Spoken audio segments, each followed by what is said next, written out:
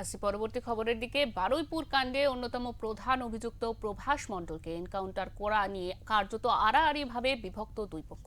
এক পক্ষের অভিযোগ যেমন কর্ম তেমন ফল, অন্যদিকে মনে করা হচ্ছে এভাবে এনকাউন্টার করা ঠিক নয়। তাদের বক্তব্য, সংবিধানে মানুষের বেঁচে থাকার যে মৌলিক অধিকার দেওয়া হয়েছে তাতে এনকাউন্টার একটি অনুচিত কাজ।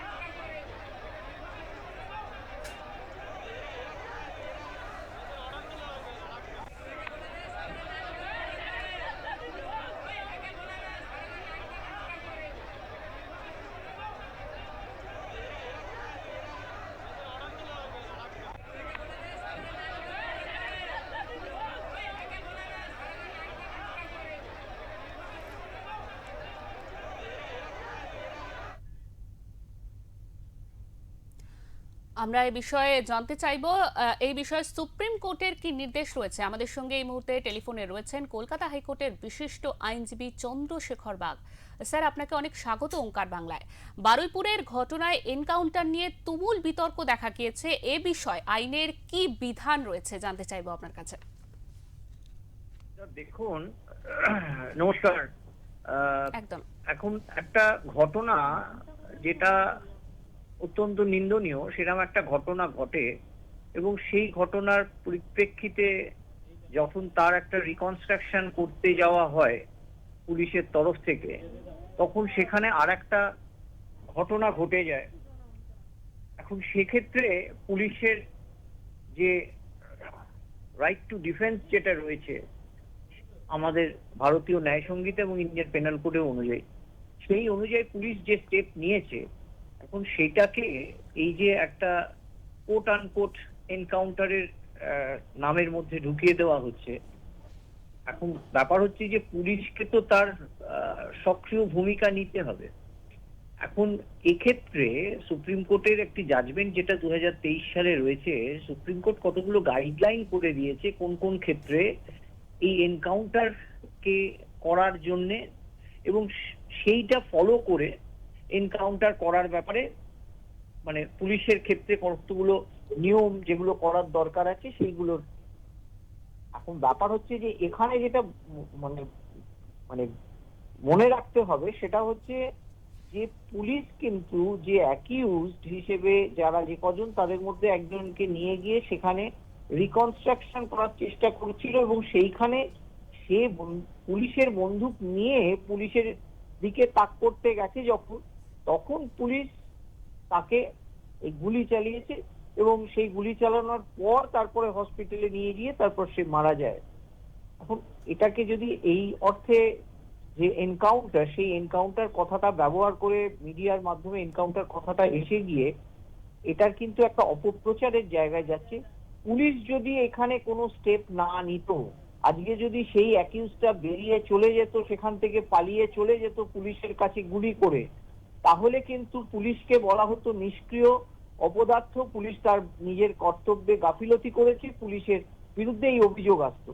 এখন পুলিশ যদি সক্রিয় হয়, সক্রিয় অর্থাৎ কি না, সেখানে যে অভিযুক্ত, পুলিশ কিন্তু কোনো বাইরের কাউকে গুলি করেনি, যে অভিযুক্ত সে যখন পুলিশকে গুলি করতে গেছে তখন নিজেকে বাঁচাতে এবং সেই সিচুয়েশনটাকে যাতে সেরকম একটা এমন সিচুয়েশন না হাতের বাইরে চলে যায়, সেই জন্য পুলিশ তখন তাকে গুলি করেছে। এটাকে কিন্তু পরিষ্কার বুঝতে হবে যে সুপ্রিম কোর্টের যে গাইডলাইন, সেই গাইডলাইন কিন্তু কতগুলো নির্দেশনামা দেওয়া আছে, সেই নির্দেশনামা নিয়ে কোর্টের থেকে কতগুলো কোর্টের কাছে সেখানে বলার ব্যাপার আছে বলে, এবং পরবর্তী ক্ষেত্রে সেখানে যে এই যে এনকাউন্টার, সেই এনকাউন্টার এক্ষেত্রে কিন্তু সেটাকে সেই অর্থে এনকাউন্টার কথা বলাটা কিন্তু সঠিক বলে অন্তত আমি নিজে একজন আইনের ছাত্র হিসেবে মনে করছি এটা বলাটা সঠিক হচ্ছে না। একদমই স্যার। তবে এই ব্যাপারে অনেকেই মনে করছেন যে এই মানুষটিকে যে গুলি করা হয়েছে তাতে মানুষের বেঁচে থাকার মৌলিক অধিকার খর্ব হয়েছে, এমনটাও কিন্তু অনেকে মনে করছেন। না দেখুন, মৌলিক অধিকার তো যে শিশু বাচ্চাটিকে নিয়ে গিয়ে ঘটনাটা ঘটানো হয়েছিল তার অধিকার নেই? হাঁসখালিতে ঘটনা ঘটেছিল, পার্ক স্ট্রিটে যে ঘটনা ঘটেছিল, কামদুনিতে যে ঘটনা ঘটেছিল, এবং সর্বশেষ যেটা আমাদের সারা ভারতবর্ষ সারা পৃথিবীরকে মানুষকে জাগিয়ে দিয়েছিল সেই অভয়া কাণ্ড আরজি করে, সেখানে তাদের কোনো মৌলিক অধিকার নেই? মৌলিক অধিকার শুধুমাত্র তাদের জন্যেই যারা এই এই কুমিরাশ্রু করছেন, সেই সেই মানুষগুলো কিন্তু ভুলে গেছেন যে মরিচঝাপিতে তারা কি কাণ্ড ঘটিয়েছিলেন। তারা ভুলে গেছেন সাঁইবাড়ির ঘটনায় তারা কি কাণ্ড ঘটিয়েছিলেন। এই ইতিহাসগুলোকে ভুলিয়ে দিয়ে আজকে এদের জন্য হিউম্যান রাইটস, এদের জন্য কথা বলার জন্য মানুষ পাশে রাস্তায় দাঁড়াচ্ছেন। কিন্তু যে সময় সেই ঘটনাগুলো তারা ঘটিয়েছিলেন, তারা যখন সরকারে ছিলেন, মরিচঝাপির ঘটনা, সাঁইবাড়ির ঘটনা, আরো অন্যান্য বহু ঘটনা রয়েছে যেগুলো হয়তো আমি এক্ষুনি আপনাদের সামনে বললাম না। এগুলো কিছু না, মানুষকে ইতিহাসটাকে ভুলিয়ে দিয়ে একটা মানুষের সামনে অন্য একটা ন্যারেটিভ তৈরি করার চেষ্টা হচ্ছে। একদমই। এ বিষয়ে সুপ্রিম কোর্ট নির্দিষ্ট নির্দেশনামা দিয়েছিল, সেই বিষয় সম্পর্কে আপনার কাছে বিস্তারিত জানতে চাইবো।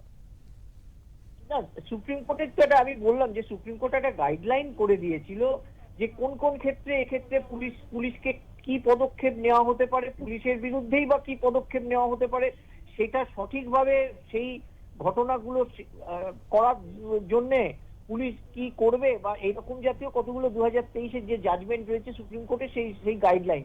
এখন এই ঘটনার ক্ষেত্রে এনকাউন্টার কথাটার বিরুদ্ধেই আমি যেটা বলতে চাইছি যে এটা এনকাউন্টার নয়, এটা একটা পুলিশ যখন পুলিশের বিরুদ্ধে তারা সে গুলি চালাতে যাচ্ছিল তখন পুলিশ সেই স্টেপটা নিয়েছে।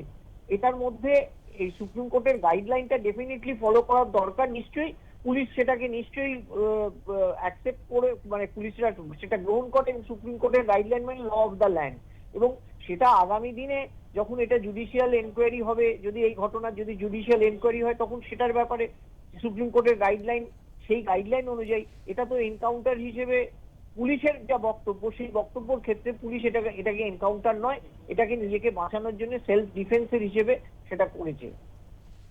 একদমই, আপনাকে অনেক ধন্যবাদ স্যার।